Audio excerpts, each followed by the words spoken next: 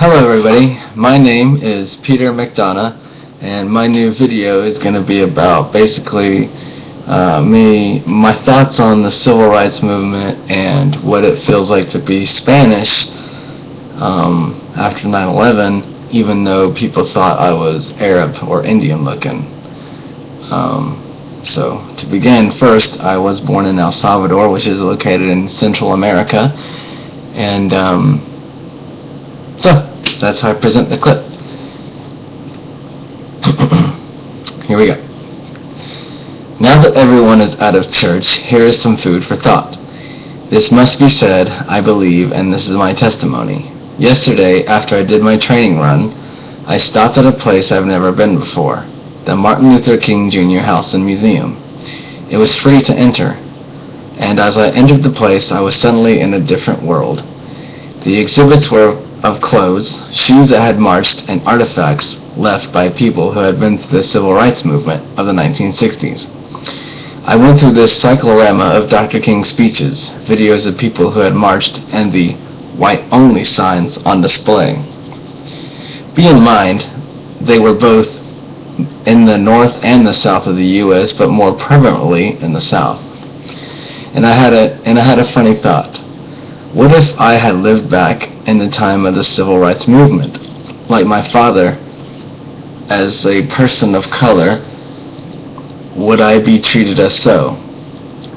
I remember after 9/11, I was called a terrorist and a sand-nigger by others, and oh yeah, I got stopped more times than I ever in those days.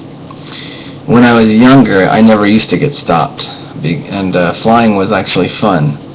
And the flight attendants were nice, and you actually felt like you belonged in there. But after 9/11, all that changed, and every time I got on a plane, they just gave me these weird looks, and they squinted their eyes, and yeah. Trust me, I'm not dogging on the white ethnicities. I was raised in a white family. I do have white parents, but to certain bigots of this world, look at me. Do they know that I worship a true God? Do they know that I speak English and probably a hell of a lot better than they do? Probably not. They only see my face and they think I'm from Indian or some barbaric Arab country. So picture myself in the 1960s during a sit-in because it says white only. How do you think I could be treated? Gandhi was not allowed to ride first class because he was called, as the British called him, a darkie. For a long time after 9/11, I did think, I wish I was white. I hate being who I am just dirty and brown. But I am glad those days are over. I am happy the civil rights movement are over. That was my father's time. I am happy the 9/11 days are over. And I am also happy that the war operations are over in Afghanistan and Iraq.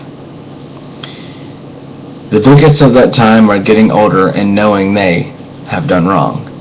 These days I am a man of God, and I read the Word and love and accept all my brothers and sisters in Christ.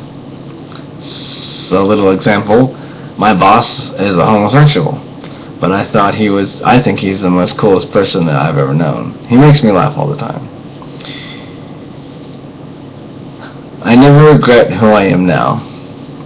I am happy and blessed to have the family I do now, to be able to live in America and travel the world with my folks and go on awesome adventures. But in 1965, the year my father graduated, it was either you got drafted into Vietnam or you were against the war. You went to Canada or you went to jail. You either for Negroes or you weren't for Negroes. After a while, the terrorist jokes really got offensive, and I did not like them. I learned something from visiting the church where Dr. King preached. He took the approach of Gandhi and Daniel, and that I truly applaud him, because for a long time, I didn't want to accept myself for who I was. I do now. I love you all, my friends. Black, white, Asian, Indian, British, whatever have you. And I hope you love me too, because we are all only here for a short time. Hatred is too much for a short time on this earth, my friends. And I leave that with y'all. Good evening.